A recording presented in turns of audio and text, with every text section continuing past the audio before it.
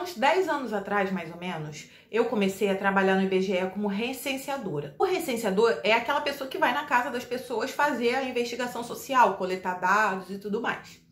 Era um trabalho temporário, um trabalho muito básico, tá? Mas como eu era muito jovem, pra mim foi uma grande experiência. Eu lembro que uma das coisas que mais me chocou naquela época era a declaração, tá, de etnia que constava lá nos dados do IBGE. Porque eu cresci aprendendo que a forma educada de se referir a uma pessoa era dizer que ela é negra.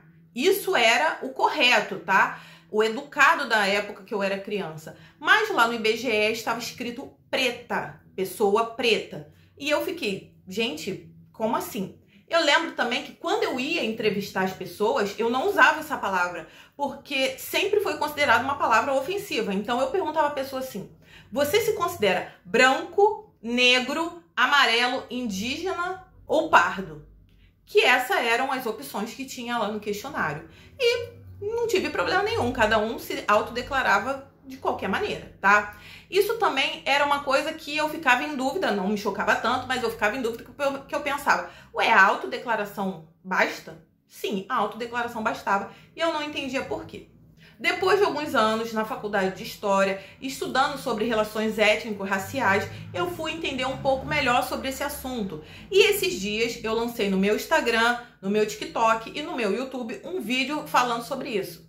Só que o vídeo que eu lancei é naquele formato TikTok de apenas 1 minuto, super rápido, e você tem que socar o conteúdo para poder caber ali, né? Ficou um vídeo incompleto, mas cá estou eu para falar de uma forma mais completa. Até o ano de 2002, 2003 mais ou menos, nada se estudava oficialmente, tá, sobre as origens africanas do Brasil, as origens indígenas. A gente só estudava aquela história portuguesa, eurocêntrica, tá? Tanto que é estudado até hoje, na verdade, tá? Mas em 2002, 2003 mais ou menos, foi instituída uma lei pelo governo Lula de que seria obrigatório no ensino médio e nas faculdades o estudo de relações étnico-raciais, com foco na cultura africana, afro-brasileira e indígena. Desse modo, algumas pessoas começaram a aprender um pouco mais sobre raça e etnia.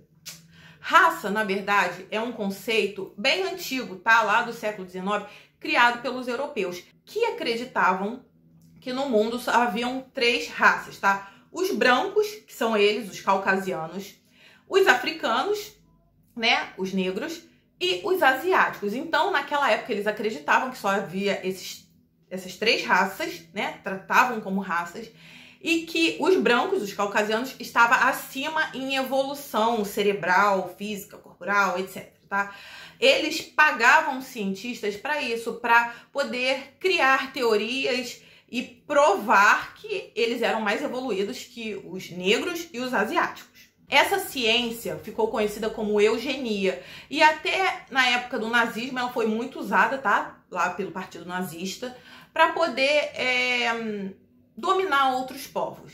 Com o passar do tempo, e ainda bem, essa teoria foi caindo por terra, porque o grande cerne disso tudo, tá? A questão mais importante foi a miscigenação. Quando um indivíduo se torna miscigenado, já não tem mais como identificar 100% o que ele é. Se ele é negro, se ele é branco ou se ele é asiático. Então, hoje em dia, trabalhar com isso, gente, por favor, né? Já foi. Então, hoje em dia, a gente trabalha com o conceito de etnia. Etnia é o estudo cultural. Já que você não tem como identificar 100% o que uma pessoa é melhor que ela se autodeclare de acordo com a cultura que ela se identifica. Como eu falei lá no vídeo do TikTok, do Instagram e aqui no YouTube Short, se você se considera branco, preto, pardo, indígena ou asiático, é a tua autodeclaração que vai dizer. Mas tem um porém. Continue assistindo.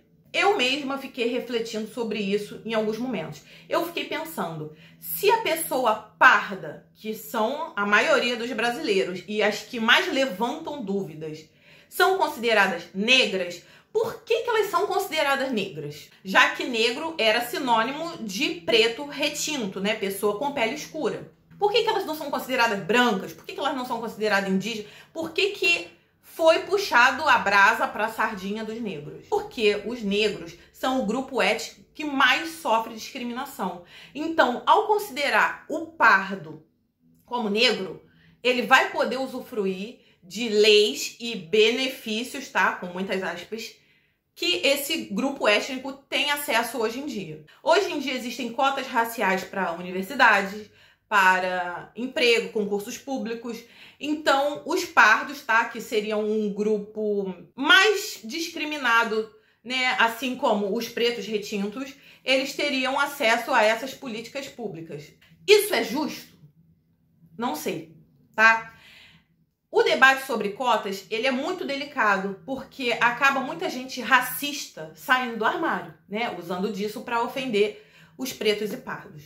Eu, particularmente, não achava justo no início, mas hoje em dia eu entendo a importância.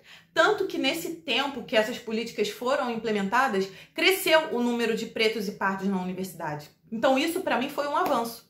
Porque hoje em dia, quando você olha, por exemplo, uma turma de formatura de juízes ou desembargadores ou médicos, tá? Que são as profissões com melhores salários. A maioria ainda é branco. Quando você olha uma turma, tá, de formação em serviços que pagam menos, por exemplo, como garis, a maioria ainda é negro, pretos e pardos. Então, eu acho que pode não ter sido o caminho mais certo, mas deu certo, né? No caso, os fins justificam os meios. Se você me perguntar particularmente, professora, você é a favor ou contra cotas? Hoje em dia eu sou a favor, tá? Ah, mas e o branco pobre? Já existem cotas socioculturais, tá? Cotas financeiras. Eu não sei o nome exato que fala, mas para pessoas que estudaram a vida toda em colégio público. Eu sou uma pessoa que estudei a vida inteira em colégio público.